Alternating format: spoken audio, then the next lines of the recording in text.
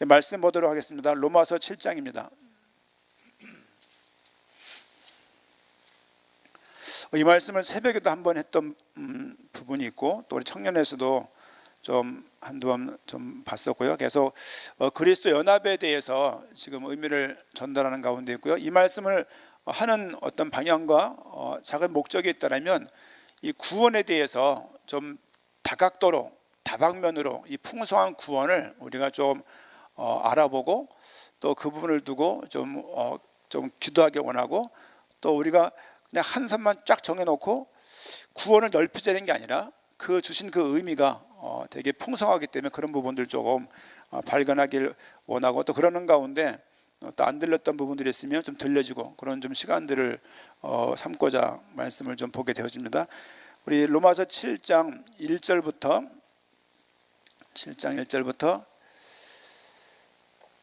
6절 말씀까지, 7장 1절부터, 원래는 7장을 다 읽었으면 좋겠는데요, 7장 1절부터 7장 6절 말씀까지 같이 읽도록 하겠습니다. 형제들아, 내가 법하는 자들에게 말하노니 너희는 그 법이 사람이 살 동안만 그를 주관하는 줄을 알지 못하느냐. 남편 있는 여인이 그 남편 생존내는 법으로 그에게 매인 바 되나, 만일 그 남편이 죽으면 남편의 법에서 벗어나느니라. 그러므로 만일 그 남편 다른 남자에게 가면 음녀라. 그러나 만일 남편이 죽으면 그 법에서 자유롭게 되나니 다른 남자에게 갈지라도 음녀가 되지 아니하느니라. 그러므로 내 형제들아, 너희도 그리스도의 몸으로 말미암아 율법에 대하여 죽임을 당하였으니, 이는 다른 이 곧 죽은 자 가운데서 살아나신 이에게 가서 우리가 하나님을 위하여 열매를 맺게 하려 함이라. 우리가 육신에 있을 때에는 율법으로 말미암는 죄의 정욕이 우리 지체 중에 역사하여 우리로 사망을 위하여 열매를 맺게 하였더니, 이제는 우리가 얽매였던 것에 대하여 죽었으므로 율법에 벗어났으니, 이러므로 우리가 영의 새로운 것으로 섬길 것이요 율법 조문에 묵은 것으로 아니할지니라. 아멘. 그리스도 연합에 대해서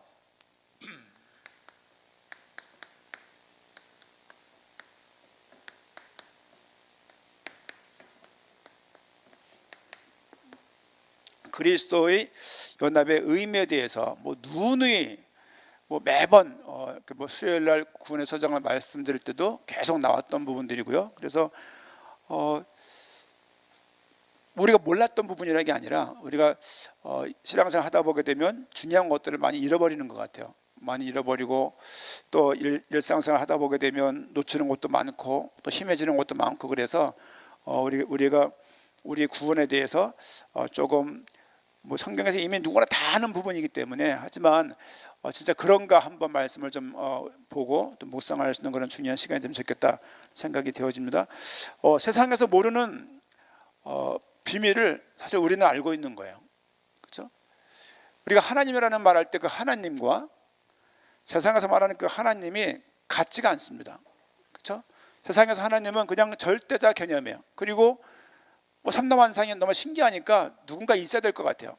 그러니까 말하는 그 하나님이고, 절대자 개념의 하나님이고, 우리가 말하는 그 하나님은 그런 하나님이 아니에요. 그렇죠? 그냥 착하면 축복하시고 악하면 벌을 주는 그런 하나님이 아니에요. 그리고 개인보다는 인류애를 무조건 가지고 살면 그를 축복하시고, 공공의 목적을 향해서 사는 사람, 그들은 굉장히 축복하시고, 개인의 옥심을 가지고 사는 사람들은 벌하시고, 그런 하나님이 아니에요. 단순하게 윤리라는 것을 갖다 놓고서 하나님을 거기에 맞춰서 설명할 수는 없습니다. 우리가 믿는 하나님은 삼위일체 하나님이에요.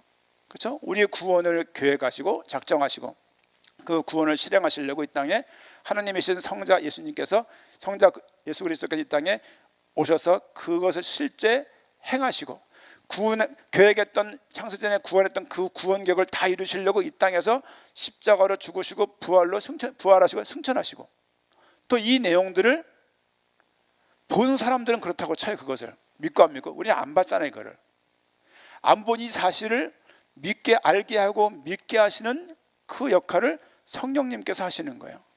그렇죠? 그래서 우리가 성부, 성자, 성령님께서, 삼일체 하나님께서 역사하시는 이 부분들을 세상 사람들은 모릅니다. 그렇죠? 우리가 당대 세계복음을 향해서 각 나라를 나갈 때가 많아요. 어떻게 비춰주냐면, 제가 학교에 있을 때 어떻게 비춰주냐면, 아우 세계 여행 많이 하네요 이렇게 생각하는 거예요. 우린 세계 여행하는 게 아닙니다. 보통 가면은 그 나라 교회에 갔다가 그 동네 좀 거닐다 오는 것이지 사실은 뭐 그곳에 관광지를 가면 사실상 어떤 면에서 고생만 하고 오는 것이지, 그렇잖아요.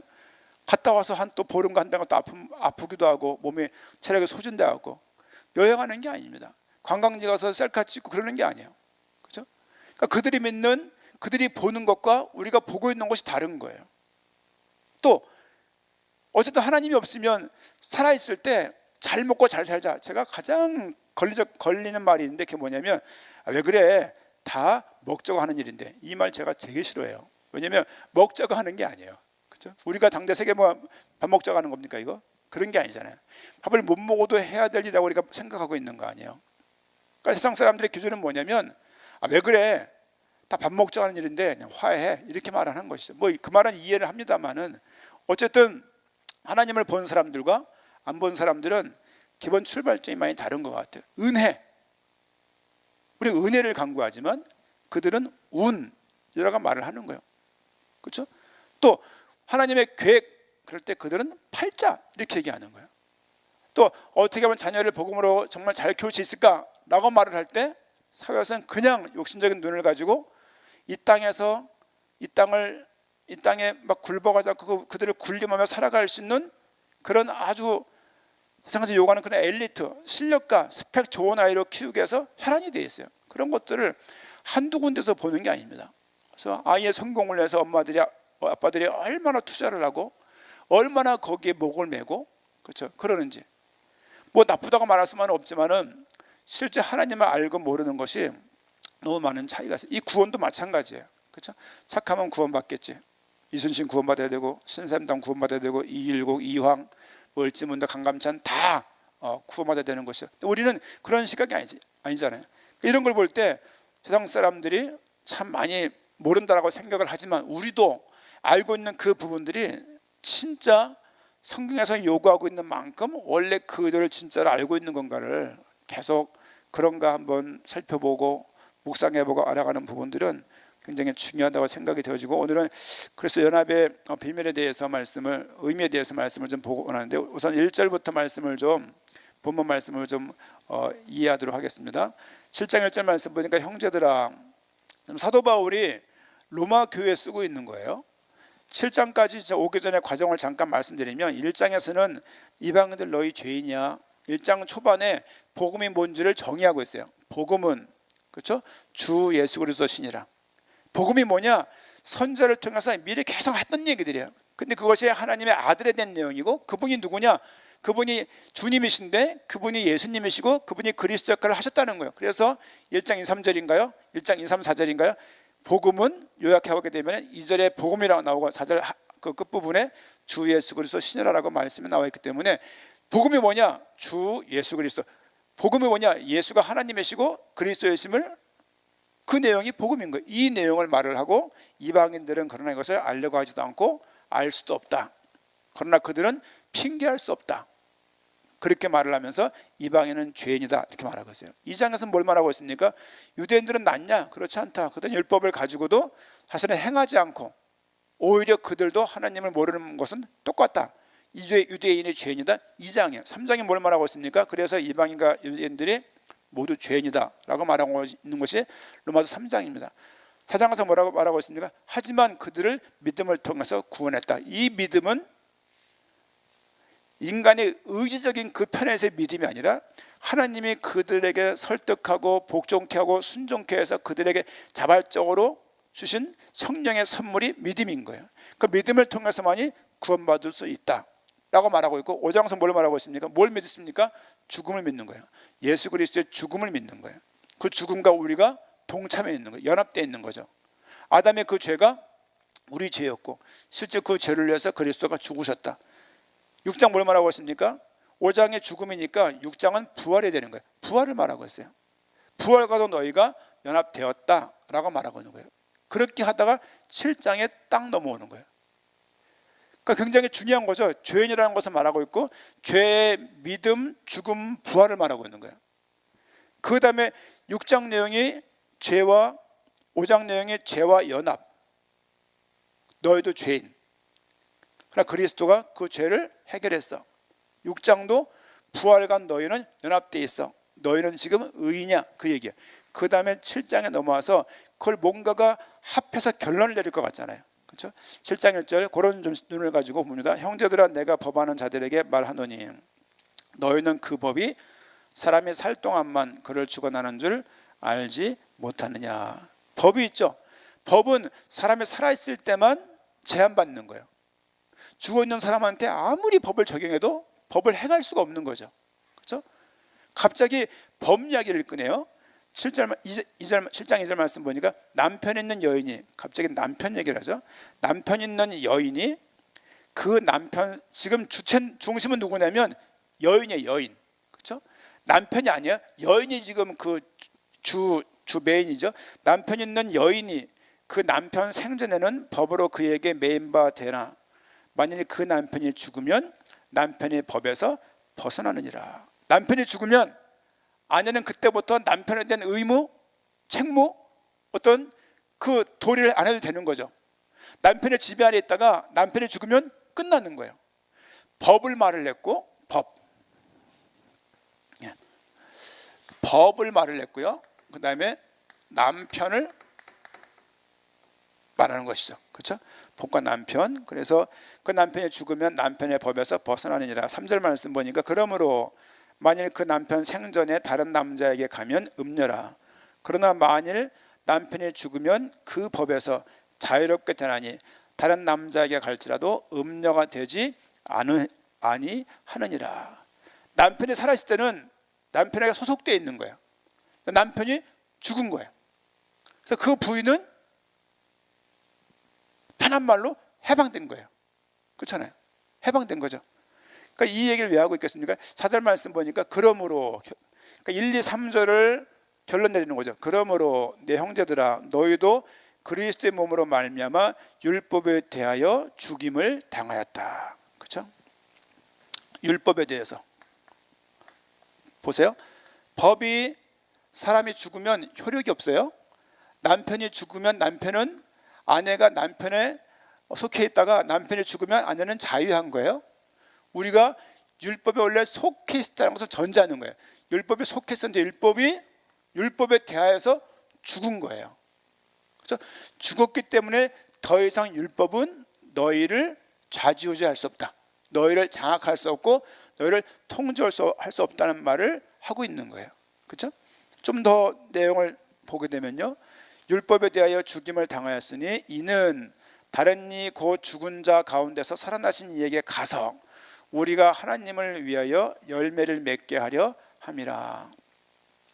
이는 다른 이 곧 죽은 자 가운데서 살아나신 이에게. 누가 죽음 가운데 살아났나요? 6장에서 계속 얘기했어요. 1장에서 말했어요. 복음은 주 예수 그리스도 신이라. 4장에서 뭘 믿냐? 예수 그리스도를 믿는 거. 5장에서 뭘 말하고 있냐? 네 죄를 실제 네 죄를 해결하시려고 죽으신 예수 그리스도. 6장에서 뭘 말하고 있냐? 실제 너를 의롭게 하시려고 부활하신 예수 그리스도. 여기서 말하는 그 다른 이라는 살아나신 그도 사실은 예수 그리스도인 거예요. 그렇죠? 예수 그리스도 살아나신 예수 그리스도에게 가서 그렇죠? 가서. 전 이 말에 굉장히 그 은혜가 됐어요. 아, 우리가 언제 예수 그리스도에게 갔어요? 사실은 우리가 언제 예수 그리스도에게 가길 원했어요? 그분이 우리를 부르신 거잖아요. 성령의 도우심을 통해서. 이 내용분이 가서 우리가 하나님을 위하여 열매를 맺게 하려 함이라. 전 갔다는 이 부분들을 저는 어떤 바울의 내용을 좀 읽어보면은 이거를 함께라는 말로, 그렇죠? 함께, 연합이라는 말로 전 이해가 되는 거예요. 율법 쪽에 있다가 그리스도 쪽으로 넘어간 거예요. 그렇죠? 그 어떻게 넘어갔냐? 그 내용 앞에서 계속 얘기했던 부분인 거예요. 그가 아담 안에 있다가 예수 그리스도에게 넘어간 것이고 율법 안에 있다가 넘어가게 된 것이에요.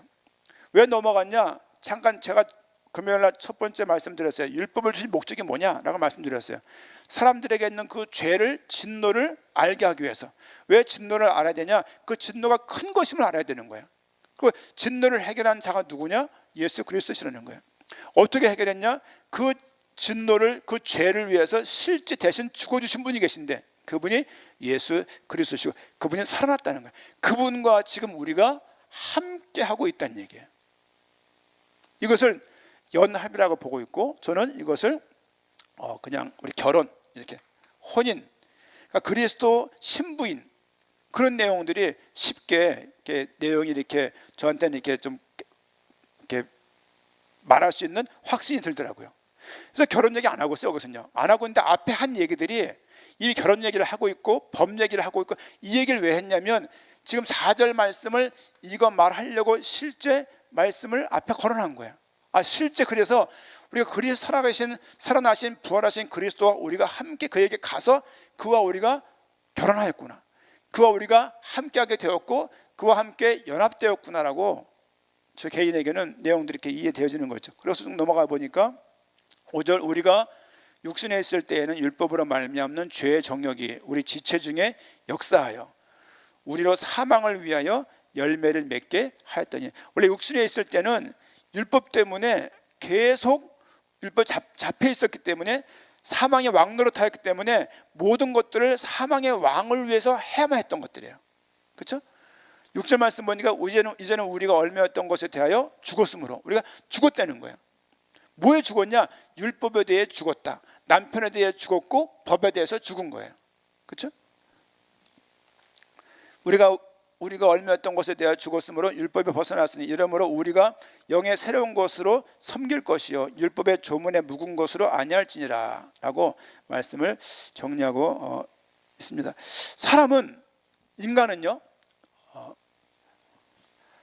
하나님과 단절되어서 죄 아래서 살아가면서 진노 가운데 살아갈 수밖에 없는 것이 인간의 정체성이에요. 그렇죠? 원래 인간은 하나님으로부터 복받은 존재로서 하나님의 형상을 닮았고 왕적이면서 영적이면서 하나님의 자녀이면서 언약적인 존재로 창조되었어요. 우리가 12강 내용에서 2강에서 잘 이미 보고 있는 내용들입니다. 그 인간들에게 하나님과 단절되어서 하나님을 떠나서 이 상태, 이걸 원죄라고 말을 해요. 우리는 잘 쓰지 않지만 일반 교회에서 많이 쓰고 있는, 실제 많이 쓰고 있는 말이에요. 아담의 그 죄의 대가를 내가 치러야 되는 거예요. 왜 치러야 되느냐? 내가 아담만에게 소속되어 있기 때문에 그래요. 본질상 진노의 자녀, 어떤 진노가 있냐? 성공해도 망하는 것이고 살아도 죽은 것이에요. 그런 진노가 모든 인간들에게 있는 것이죠. 또 한평생 살아가도 율법이 그에게 사망이 그에게 왕노릇하고 있다는 말씀들을 여러 번 드렸습니다. 왕노릇하고 있는 거예요. 지금 사망을 의인화한 거예요. 그냥 우리가 어떤 법에 걸려 있는 게 아니라 우리를 잡고 있는 존재가 있는 거예요. 사단이라는 존재가, 마귀라는 존재가 인간들을 딱 붙잡고 있는 거예요. 그 자체가 저주인 거예요. 그렇죠? 우리가 지금 이렇게 건강하게 생활하고 있지만 조금만 벗어나면 하나님 모르는 땅에 가고 모르는 가정에 들어가 보면요, 정말 사단의 그 세력이 얼마나 센지 몰라요. 제가 무속사역을 할 때 무속인들을 많이 봤어요. 고등학교 2학년인데 뭐 공고를 나왔는데 교복을 입고 있는 박수무당을 본 적도 있고요. 천호동 쪽에서 시아버지가 목사님이에요. 며느리가 무당이에요. 이런 거 본 적도 있고요. 제가 듣기는 총신대 무슨 신학교를 나온 박수무당을 그 얘기를 제가 들은 적도 있어요. 이런 얘기들이 밤새 징을 때리고 막 그런데 아무도 아무 말도 안 해요. 왜? 무속인을 아무도 못 건드리는 거야. 왜? 겁이 나가지고. 전 그것도 모르고 반바지 입고 런닝 입고 올라가고 뭐 따지고 지금 뭐 하시는 거냐고 지금 막 그랬던 적도 있고요. 또 실제 복음을 전하고 바깥에서 사가서 그분과 대화를 하면서 그들과 많이 만나면서 얻은 결론이 뭐냐면 사단이 딱 장악한 사람들이 어떻게 사는가가 보이는 거예요. 정신병원 사역을 한 2년 반을 했어요. 제가 직장에 있을 때 병원이 가까이 있었기 때문에 정기적으로 시간을 정해두고 아이들과 들어갔어요. 그 똑똑한 사람들이, 그 좋은 사람들이, 그렇게 사회적으로 그 뛰어난 사람들이 정신적인 문제가 걸려서 정말로 너무나 불쌍한 모습에 가서 있는 사람들도 많이 봤습니다. 가깝게는 가족 중에 형수님을 보면서도 이렇게 사단이 활동하는구나, 이렇게 많은 나쁜 짓들을 하면 사람들을 장악하는구나. 이 부분들을 안 본 게 아니야. 그 부분들 가운데 매였다는 얘기는 그 가운데 매여서 사는, 오죽하면 우리가 창세기 1장 2절을 말씀해서 흑암과 혼돈과 공허란 말까지 다 하잖아요. 그 흑암은 하나님이 그 모세가 그랬을 때 창세기 1장 2절에서 나온 단어가 흑암이에요. 그렇죠? 1장 1절에 태초 하나님의 천지를 창조한다는 말씀을 하시고 2절 말씀에 흑암, 혼돈, 공허라고요. 이게 적은 얘기가 아닌 거예요, 이게. 그렇죠? 성경을 쓰는데 창조한 그 다음 구절이 흑암, 혼돈, 공허라는 것이 이게 적은 의미가 아닙니다. 그 상태에 사람들이 탁 이렇게 사단과 연합되어 있는 거예요. 옛날 남편과 연합되어 있는 거예요. 사망과 연합되어 있는 거예요. 율법과 연합되어 있는 거예요. 원했던 게 아니에요. 아담의 죄로 말미암아서 여기에 처하게 되는 거예요. 우리가 오죽하면 한때는 원래 인간 이렇게 말을 하잖아요. 원래 인간은 하나님의 형상을 따라 창조된 인간이에요. 근데 언약을 준하냐고 순종치 못하여서 사단으로 말미암아 인간이 범죄하여 하나님과 단절되게 되었어요. 단절되는 그 순간 그 모든 사람들은 이 자체와 연합되어 있는 거예요. 그렇죠? 진노와 연합되어 있고 사망과 연합되어 있고 또 율법과 연합되어 있고 흑암 속에서 혼돈 속에서 공허한 가운데 한평생을 열심히 그걸 통해서 구원받을 것처럼 살아가는, 아니 하나님을 알지도 못하고 하나님을 알려고 하지 않아요. 현장 전도할 때 어려울 때가 있어요. 너무 애가 착한 거야. 근데 교회를 안 나가는 거죠. 근데 그 아이랑 복음적인 얘기를 깊이 하면 할수록 뭘 느끼냐면 알고 싶어 하지 않는구나. 아니 모르는 게 아니라 알고 싶어 하질 않아요. 그 눈에서, 그 선한 눈에서 나오는 그 눈 깊은 순간 나오는 그 불신함, 사단을 본 건 아니지만 뭔가가 그런 느낌, 저 눈 깊이에서 나오는 그 불신함과 하나님에 대한 어떤 그런 분노, 하나님에 대한 어떤 그런 불신, 그 착한 눈에서, 그 선한 눈에서 그런 걸 볼 때가 종종 있었어요. 잡혀 있구나. 사단이 장악하는 것이 맞구나. 장악, 딱 붙잡고 안 넣어주는 거예요. 성경에서 뭐라고 말하고 있습니까? 이거를 사망의 왕노릇 그래요. 사망이라는 놈이, 사단이라는 놈이 사람들을 딱 잡은 거예요. 매가지를 딱 잡고 머리를 딱 붙잡고 그 인생을 딱 붙잡고 질질 끌려가는데 모르는 거예요. 제가 예전에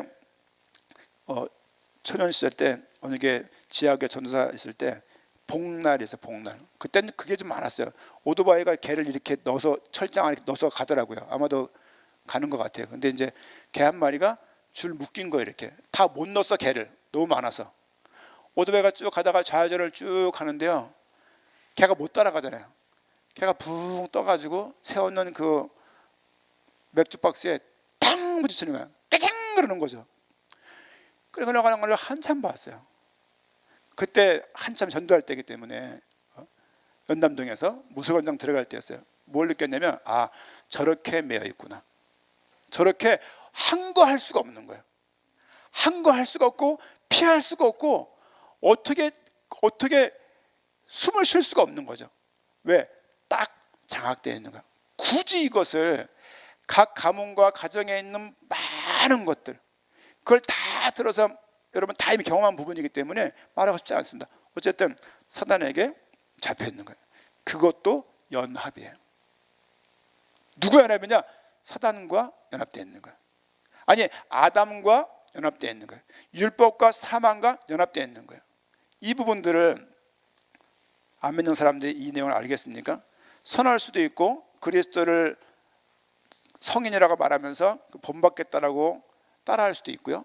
그리고 진짜 성경 말씀대로 귀신도 쫓고 선지자 노릇을 행할 수도 있지만 사실은 그런 것들이 그리스도인이라고 그렇게 하기 때문에 그리스도인이라고 말할 수는 없는 거예요. 누가 그리스도인이냐? 그 안에서 태어난 자예요. 누가 한국인입니까? 한국에서 태어난 사람. 그게 한국인인 거예요. 누가 미국인인가요? 미국에서 태어난 사람. 누가 중국인이에요? 중국에서 태어난 사람. 그리스도 안에서 태어난 사람이 그리스도인이에요. 그렇죠? 중생 거듭남이라고 우리가 말씀을 통해서 우리가 알고 있습니다. 우리가 알아야만 하고 믿어야 되는 것에 중요한 부분이 있다면 그것이 그리스도와의 연합이라는 이 중요한 내용들이 아닌가 하는 생각이 되어집니다. 성경을 보니까 율법이라는 말이 많이 나와요. 오늘 그 본문 말씀 보니까 7장 말씀 보니까 율법이 사람들을 붙잡고 있었고 그 율법에 대해서 그 몇 절입니까? 쭉 내려가면은 6절 말씀 5절 말씀 보니까 우리가 육신에 있을 때에는 율법으로 말미암는 죄의 정력이 우리 지체 중에 역사하여 우리로 사망을 위하여 열매를 맺게 하였더니, 무슨 말이냐면 율법에 있을 때는 계속 나름대로의 열매를 맺는데 그 열매가 뭐냐? 그렇죠? 계속 사망의 열매를 계속 맺는 것이죠. 쭉 넘어가서 6절 말씀 보니까 이제는 우리가 얽매였던 것에 대하여 죽었으므로 율법에 벗어났으니, 뭐라고 말하고 있냐면요, 우리가 태어날 때부터 매였던 그 율법에서 6절 말씀인가요? 6절 말씀. 6절 말씀 보니까 율법에서 우리가 벗어났다 그래요. 벗어났다는 말은 무슨 말입니까? 또 어딘가로, 그러니까 율법에서 나왔다는 얘기잖아요.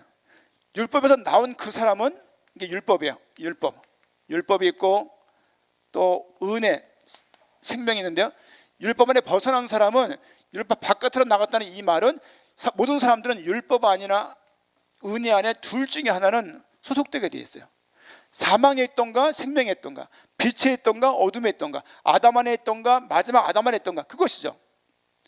율법에 있던 사람이 벗어났다는 그 얘기는 은혜 안으로 옮겨졌다는 얘기예요. 그래서 우리 이걸 보고서 거듭났다, 새롭게 태어났다고 말을 하는 거예요. 그래서 그를 그리스도인이라고 말하는 거예요. 예수 그리스도를 입으로 막 계속 말하는 사람, 그도 그리스도인일 확률이 높지만, 실제 그리스도에 살아간다는 그 사람, 그도 확률이 높지만, 실제 누가 그리스도인임을 알 수 있냐? 그리스도 안에서 태어난 자, 그리스도를 통하여서 생명 얻은 자, 그리스도 안에 거하고 있는 그 사실을 아는 자. 예수는 그리스도라고 말을 앵무새처럼 되는 사람이 아니라 실제 본인이 그리스도 안에서 태어남을, 그 은혜를 알게 되어진 자, 그 은혜가 감동된 자, 그 은혜를 깨달은 자가 그리스도인이라고 말할 수 있습니다. 이거는 개인적인 것이야. 누가 너는 그리스도인이야, 그래서 태어났어라고 누가 말할 수 있는 게 아니야. 우리 각 개인들이 각 개인에게 물어봐야 되는 거야. 나는 그리스도 안에서 거듭난 자가 맞는가? 이 이야기는 완벽한 믿음을 소유했다는 말을 의미하지는 않아요. 살아가면서 우리는 체험주의 신앙이 있기 때문에 나를 보고 체험되는 거, 나를 보고 경험되는 내가 얼마나 부족하다는 것을 우리는 잘 알고 있습니다. 근데 그 모습이 있다고 해서 믿음이 없는 게 아니에요. 성경을 보게 되면 믿음의 적은 자가 되자는 얘기가 아니라, 내게 있는 낙심과 내게 있는 불신앙으로 인해서 그런 것들이 내 생활 가운데 체험된다고 해서 내게 믿음이 없다는 그런 판단을 하지 말라는 얘기예요. 왜냐하면 그동안 믿음을 드리면서 살아왔던 시간이 있잖아요. 그동안 그 삶을 통해서 주를 향해서 얼마나 발버둥을 치고 말씀을 사모했는지 여러분 개인이 알고 있잖아요. 그렇죠? 어느 순간에 딱 넘어지면 정상 가까이 갔다가 저 입구까지 원래 있던 자리로 돌아오는 게 아니라니까요. 그렇죠? 그 자리에서 더 주의 은혜를 바라보는 거예요. 그러면 아브라함의 은혜를 보게 되면, 아브라함이 그렇게 믿음의 조상다운 믿음을 갖고 있지 않다는 것을 누구나 다 성경을 읽으면 알 수가 있어요. 계시가 안 돼도 성경 보면 읽을 수가 있어요. 근데 그를 왜 믿음의 1번으로 삼았냐? 우리 왜 모두 다 아브라함의 후예라고 말을 하냐? 그 아브라함처럼 우리를 구하시겠다는 거예요. 그가 어디까지 나아갔냐? 자식 이삭을 주 앞에 번제로 드릴 정도까지 그 앞으로 나간 것이라니까요. 그렇게 하나님께서 그런 믿음으로 도우시는 거예요.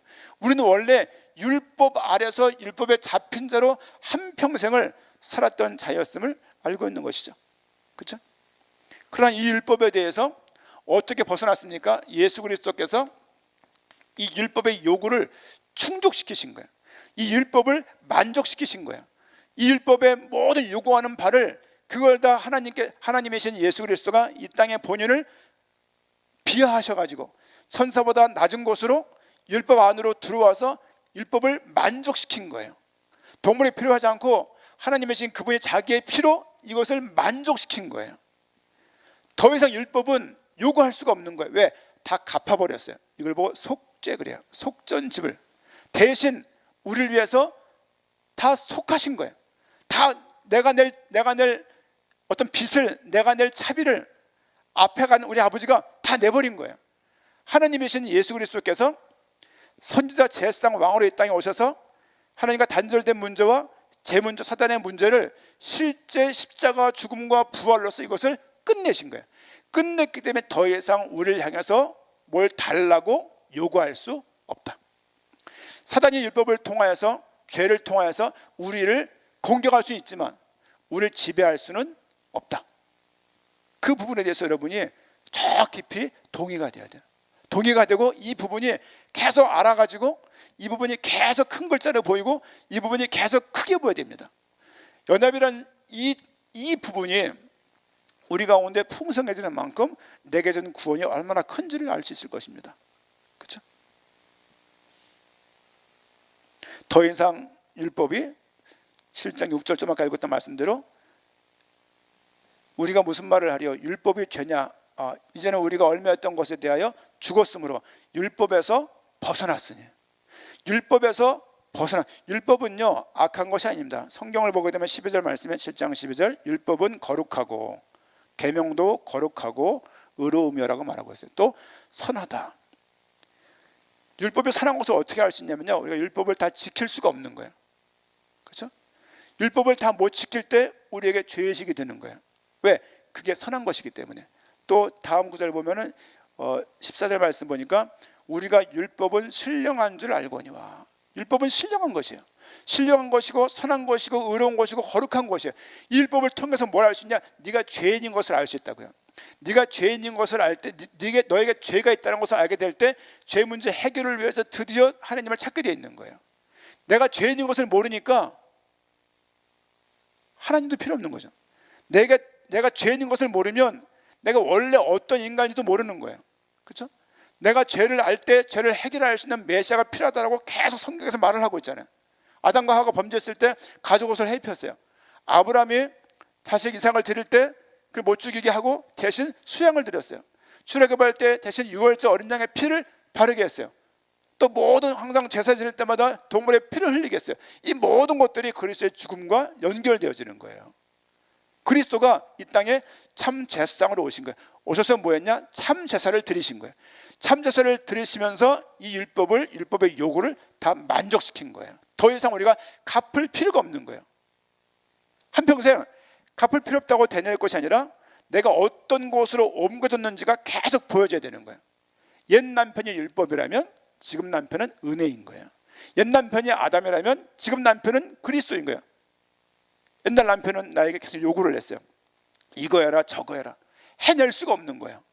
그렇죠? 그러나 지금 남편은 우리를 보호하시고 인도하시고 성경에 그리스도 아니란 얘기가 얼마나 많은지 몰라요. 다 뭘 말하고 있냐? 그리스도와 연합 함께 계속 이렇게 말할 수 있습니다. 그렇죠? 의미는 뭐냐? 의미는 한마디로 이 말씀을 드렸지만은 주님과 결혼한 거예요. 우리는 그리스도의 신부가 되어서 인도받는 거예요. 연합을 생각할 때 많은 걸 생각할 수 있습니다. 예를 들면 접붙임 비용, 연합입니다. 나무와 가지 비용, 연합이에요. 그렇죠? 제일 중요한 건 뭐냐면 그리스도가 내 신랑이 되셨고 내가 그의 신부라는 거예요. 그가 머리고 내가 몸이라는 거예요. 생명으로 연결되어 있는 거예요. 그렇죠? 그가 죽었기 때문에 내가 죽은 것이고 그가 부활했기 때문에 내가 부활한 것이고 그가 장사 지낸 바 되었기 때문에 나도 장사 지낸 바 된 것이고 그가 우편 보좌에 앉아 계시기 때문에 우리도 그 권세를 가지고 지금 살고 있는 거예요. 그렇죠?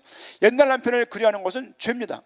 옛날 남편을 그리워하는 것은 계속 마귀가 송사하고 정죄하는 거예요. 사탄은 사람들을 장악할 수도 있고 방해할 수도 있어요. 누가 장악된 것이냐? 하나님을 알지 않고 모르는 자, 예수가 그리스도인 것을 모르는 모든 자들은 하나님께 장악된 자예요.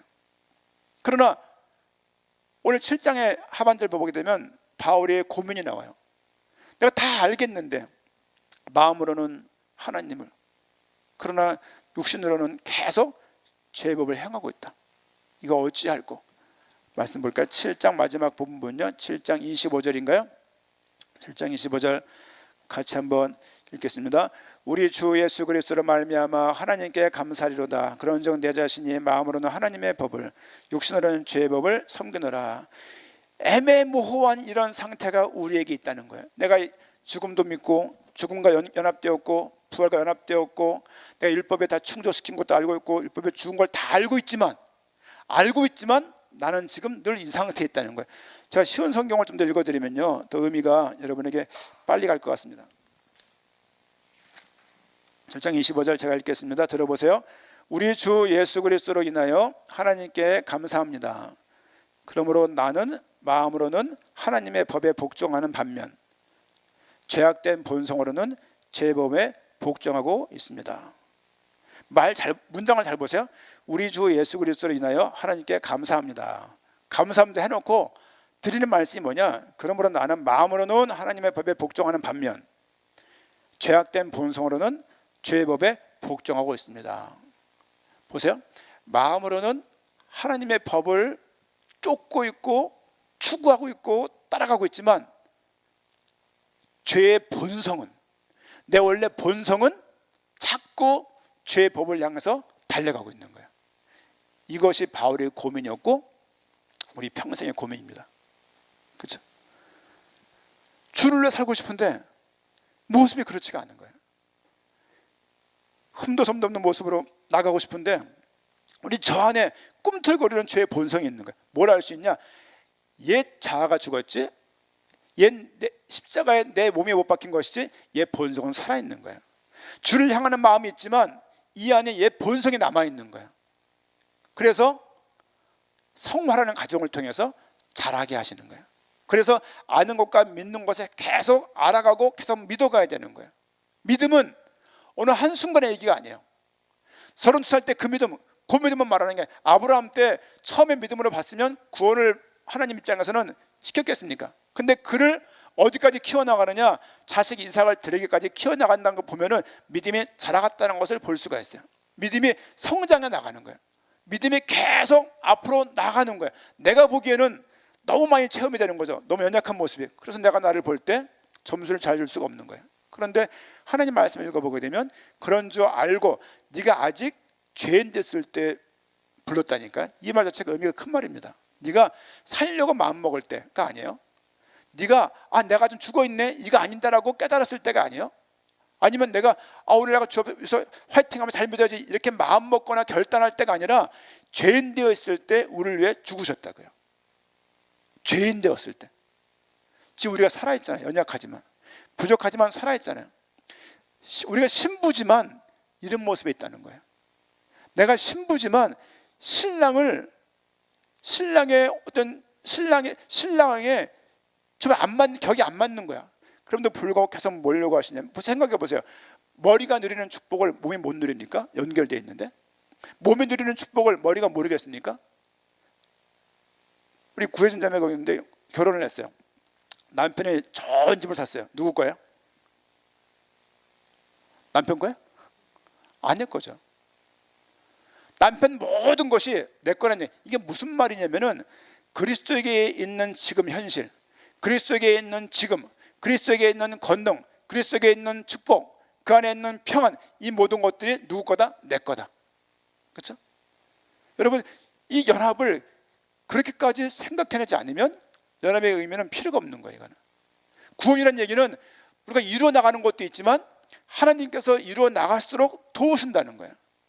이 그리스도 아니라는 이야기를 여러분 크게 생각하셔야 돼요. 계속 그리스도 안에 있으면서 이것을 알아가지 못하고 계속 옛날에 있던 그 아담 안에 있던 그것을 계속 지금도 막 연민하고 있고, 그것을 뭔가가 모르게 계속 추억이 있고, 거기에 있었을 때가 꼭 광야에 홍해를 건넌 사람들이 우리가 애굽에 있었을 때 참 고기도 먹고 좋아하는데 말하는 것과 똑같은 거예요. 건너면 더 이상 못 돌아간다니까요. 홍해를 건넌 그 이후에 그 상황에서 못 건너간다고. 다시 그리스도 안으로 옮겨졌으면 다시는 못 돌아간다고요. 그것이 은혜인 거예요. 우리가 지금 아는 은혜보다 시간이 가면서 더 많은 것들을 알게 될 것이에요. 여러분, 연합이란 얘기는 결혼, 그렇죠? 혼인이라는 말로 요약할 수 있는데, 누가 신랑이냐? 신랑 대신 예수 그리스도. 누가 신부냐? 우리 나인 거예요. 내가 그리스도의 신부가 된 거예요. 그래서 늘 열처녀 비유 보게 되면 열처녀가 다섯 처녀가 슬기롭게 늘 준비하잖아요. 준비하는 그런 은혜가 우리에게 필요한 것입니다. 이 은혜는 계속 믿음으로 나아가는 거예요. 믿음으로. 그러면 믿음이라는 것을 자주 말씀을 드립니다만, 믿음이 어느 한 시점에서의 컨디션이 아니에요. 믿음으로 믿음에 이르는 거예요. 계속 믿음을 가지고 시작할 때도 믿음이었고 지금도 믿음으로 가고 있고 마지막까지 믿음으로 가는 거예요. 이 믿음은 어디를 통해서 주어지느냐? 말씀을 통해서 주어져요. 믿음은 들으면서 나고, 그렇죠? 하나님 말씀에 들려주는 기쁨이 있어야 돼요. 진리의 복음이 알아지는 기쁨이 있어야 돼요. 막 말씀을 듣는데 신경질 난다, 생각해 보셔야 돼요. 말씀을 듣는데 막 소름이 끼치고 그냥 너무너무 힘들다, 생각해 보셔야 돼요. 말씀을 들을 때마다 너무 짜증이 나고 그냥 막 억울하다, 아니 말씀 듣는데 아무렇지도 않다, 생각해 보셔야 돼요. 왜냐하면 그 말씀이 선택한 백성들은, 연합한 백성들, 생각해 보세요. 신부가 신랑 말이 안 들리겠냐고. 네? 오래된 중년 가족을 말하는 게 아니라 성경에서는 열처녀라고 말하고, 처녀라고. 그리고 그 결혼이 오래된 달코단 결혼이라고 말하고 있지 않고 되게 막 결혼해서 사랑에 가득한 가정으로 묘사를 많이 하고 있어요. 어떤 관계겠냔 말이야. 신부가 신랑을 안 바라보겠냔 말이야. 신랑의 신부를 안 바라보겠냔 말이야. 불꽃 같은 눈으로 보호하고 인도하실 거 아니에요. 그 교회를 그렇게 오죽하면 내가 머리고 너희가 몸이라고 말을 하시잖아요. 그렇죠? 이런 걸 볼 때 이 관계가 하나님께서 안 보호하시고 안 돕고 그냥 던져놓겠냔 말이에요. 착한 일을 시작하신 이가 끝까지 이 일을 다 이루시는 거예요. 이런 말씀들을 통해서 마음이 기뻐지고, 이 말씀들을 통해서 영혼이 밝아지고, 말씀들을 통해서 막 충만함에 들고, 특히 나에게 큰 수십억의 돈 생긴 것도 아니지만 말씀을 들을 때 감사하고 평안이 오고, 이 땅의 모든 것들이 참 큰 게 아니구나라고 보여지고, 하나님을 어떻게 영화롭게 할 수 있을까, 그런 마음이 되어지고, 그런 것들이 정상인 거예요. 그렇죠? 신랑과 신부 관계를 생각해 보세요. 물론 오래 살게 되면 인간은 그렇지만 보세요. 이 신랑 대신 예수 그리스도가 신부를 포기하겠냐고요. 아니 결혼한 상태인데 신랑이 신부를 보호하지 않겠냔 말이야. 신부가 신랑을 안 바라보겠냔 말이야. 거기를 포인트를 두고 생각을 해보세요. 이게 얼마나 큰 얘기고 얼마나 기쁜 얘기인가. 왜 이렇게까지 이런 비유를 다 하실까? 그렇잖아요. 아니 그럼 다른 종교 속에 읽어보세요. 이런 표현이 있는가? 불경을 잘 모른다면 불경 한번 읽어보세요. 이런 표현이 있는가? 잘 알지도 못하는 말을 그냥 묘하게 해놔가지고 그냥 철학적인 접근과 그런 것만, 그냥 지식적인 그냥 그것만 가능하지, 실제 이런 실질적인 표현이 있냔 말이에요. 아가서 같은 걸 보세요. 이걸 딱 생각하고 아가서 읽으면요, 와 이게 뭔가가, 그렇지, 이렇게 아내를 향하여서, 신부를 향하여서 신랑의 사랑이 크구나. 천사를 만드신 분인데 천사 밑으로 오신 거예요. 율법을 시내산에서 주신 분, 허락하신 분인데 그 아래 오신 거예요. 그렇죠? 왜 그분이 승천해야 되냐? 승천해야지 우리가 의로워지시고 우리도 부활이 가능한 거예요. 원래 있던, 더 이상 그곳에 있을 수가 없는 거예요. 창조주가 모든 만물 속에 편재하시지만 원래 일을 다 이루시고, 오죽하면 주님께서 다 이루었다 말씀하시잖아요. 말씀하시고 원래 있는 위치로, 보호자의 자리로 돌아가신 거예요. 그 자리의 권세가 우리에게 있는 현재다. 그렇죠? 오늘 신학장 그런 말하고 있어요. 그리스도에게 있는 지금이 우리에게 지금이고, 그리스도에게 있는 현재가 우리 현재다. 너무 맞는 말 같아요. 그렇죠? 잘하기 때문이 아니라 그것이 연합에 주는 의미입니다. 그렇죠?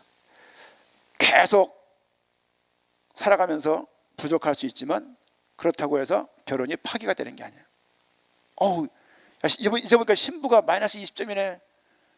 파혼! 그럴 수가 없어요. 파혼시킬 것 같았으면 진작에 구원을 안 했어요. 그렇잖아요. 자세를 보고 고른 게 아니라 원래 생판 하나님 모를 때 구원하신 거라니까. 하나님은 예지, 아시고 예정, 정하신 거예요. 알고 정하신 거예요. 삼위 하나님께서 나를 구원할 때 구원하심에 있어서 후회함이 없으세요. 우리는 내 부족한 이 모습 때문에 하나님이 후회하시겠다 생각을 수없이 많이 해요.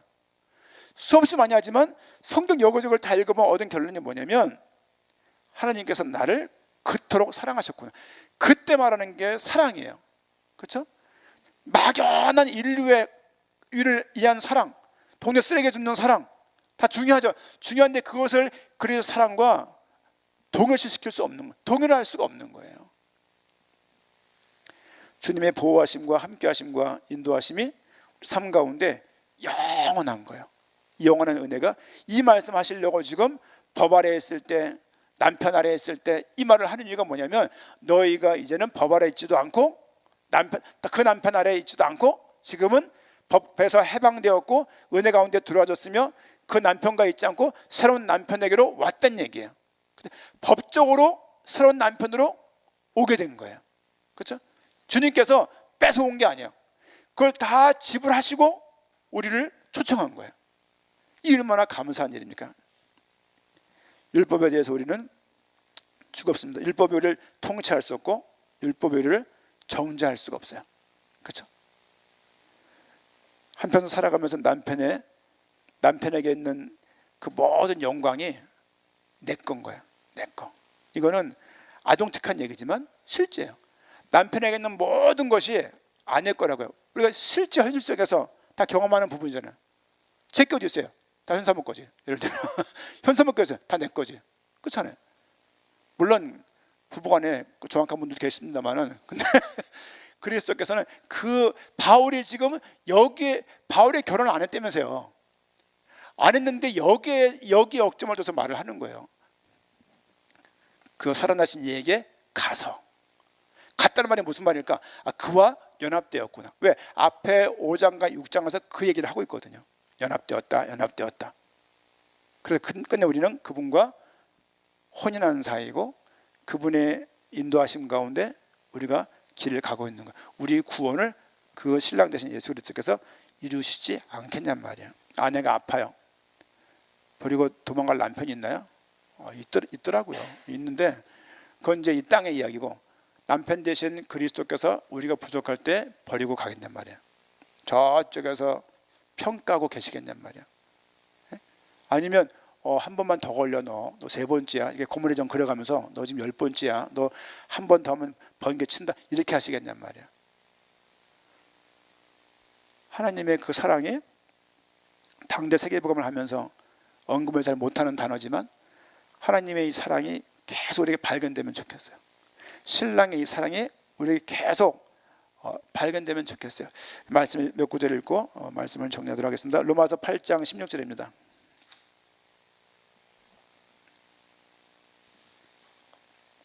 같이 로마서 8장 16절 같이 읽겠습니다. 성령의 친히 우리의 영과 더불어 우리가 하나님의 자녀인 것을 증언하시나니. 그렇죠? 성령께서 계속 하나님 자녀인 것을 증언하신대요. 성령께서 뭐 알게 하시냐? 영식아, 내가 너와 함께한다. 저는 뭐 주의 음성을 듣는다랄지 환상을 본다랄지 이런 경험이 전무합니다. 전무하고 밤중에 자는데 영식아, 저는 깊은 잠을 자기 때문에 못 들어요. 못 듣고 좀 꿈도 잘 안 꾸니까. 근데 말씀 볼 때마다 뭘 느낌이 드냐면 내가 부족한 걸 너무 인정하겠는데 너 응원한다 이런 어떤 확신, 그리고 성령께서 날 돕고 계시는구나 이런 확신들이 계속 드는 거 있죠. 저만의 착각인지 모르겠지만 저에겐 그렇습니다. 여러분들도 성령의 도우심과 자녀인 것을 증언하신대요. 이런 은혜가 이렇게 부탁을 드리고 또 한 구절 더 읽겠습니다. 고전 1장 30절.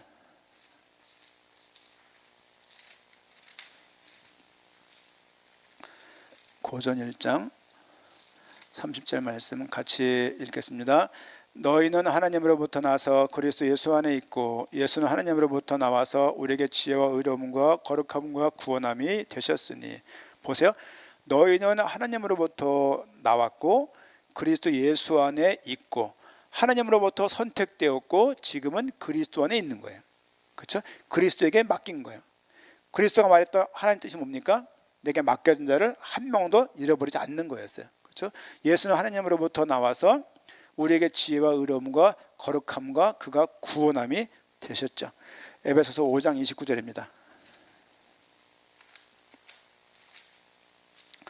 에베소서 5장 29절 말씀 같이 교회를 뭐 아내와 남편을 해서 했던 한 부분의 말씀인데요. 5장 29절 같이 읽겠습니다.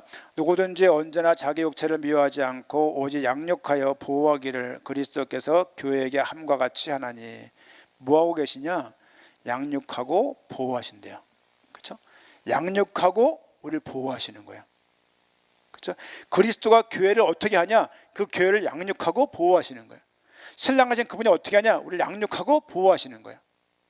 부족하니까 양육하는 것이고 부족하니까 보호하는 거예요. 그렇죠? 하다가 패대기 치겠냔 말이야.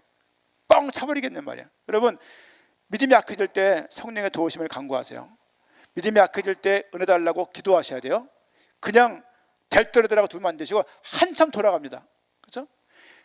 어차피 인도받을 거 주 앞에서 아멘 하면서 순종하는 모습이 필요한 거예요. 40년 광야 생활을 잘 보세요. 그렇죠? 그들 홍해에서 구원한 그 백성들을 광야에서 죽게 했어요. 신앙 난제죠. 지옥 가냐? 알 수가 없어요. 하지만 주의 인도하신 가운데 순종함이 없는 거예요.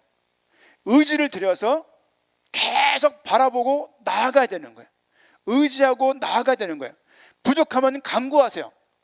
빈정대지 마시고 뻣뻣해 있지 마시고 하나님에 대해서 간구하시라고요. 나에게 힘을 달라고, 말씀을 깨닫게 달라고, 나에게 주의 눈을 허락해 주셔서 마음의 눈을 주셔서 모든 것들이 이해되게 달라고, 알게 달라고 기도하셔야 됩니다. 그게 믿음을 드리는 거예요.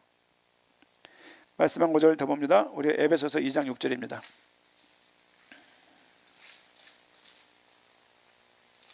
에베소서 2장 6절 같이 읽겠습니다. 또 함께 일으키사 그리스도 예수 안에서 함께 하늘에 앉히시니. 그렇죠? 또 함께 일으키사 그리스도 예수 안에서 함께 하늘에 앉히시니. 누구를요? 우리를요.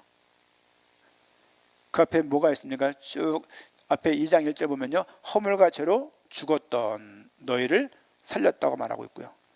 4절 말씀 보니까 긍휼이 풍성하신 하나님이 우리를 사랑하신 그 큰 사랑을 인하여 허물로 죽은 우리를 그리스도와 함께 살리셨고, 죽음 가운데서 살리셨고, 그리고 6절 말씀에 함께 하늘에 앉히셨고 라고 말하고 있어요. 그렇죠? 죽음과 함께 그의 부활과 함께 보좌의 권세와 함께 이 권세를 가지고 우리의 구원을 이루어 나가시는 거예요. 더 말씀 가운데 순종하시고 부족한 우리 신부된 우리를, 준비가 덜 됐는데 나를 신부 삼아주시고 사랑스럽다고 말을 하고 너무 귀엽다고 말을 하고 이쁘다고 말을 하고 난 너밖에 없다고 말하니까 하나님의 음성이 온 모든 말씀들을 통해서 들리면 좋겠어요. 이렇게. 그렇죠? 그런 은혜가 있지 않으면 어떻게 신앙생활을 하겠냔 말이에요.